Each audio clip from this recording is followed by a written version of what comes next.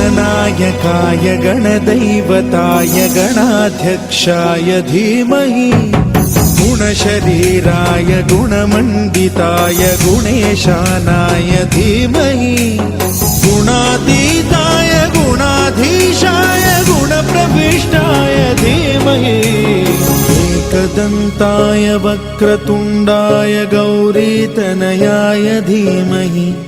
गजेशानाय भालचन्द्राय श्रीगणेशाय धीमहि एकदन्ताय वक्रतुण्डाय गौरीतनयाय धीमहि गजेशानाय भालचन्द्राय श्रीगणेशाय धीमहि गानचतुराय गानप्राणाय गानान्तरात्मने गानोत्सुकाय गानमत्ताय गानोत्सुकमनसे गुरुपूजिताय गुरुदैवताय गुरुकुलस्थायिने गुरुविक्रमाय गुह्यप्रवराय गुरवे गुणगुरवे गुरुदैत्यकलक्षेत्रे गुरुधर्मसदाराध्याय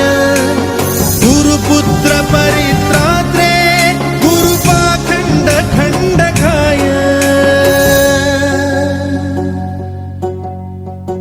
गीतसाराय गीततत्त्वाय गीतगोत्राय धीमहि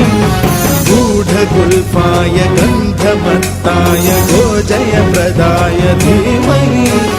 गुणातीताय गुणाधीशाय गुणप्रविष्टाय धीमहि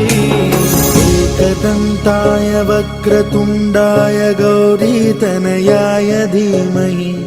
गजेशानाय भालचन्द्राय श्रीगणेशाय धीमहि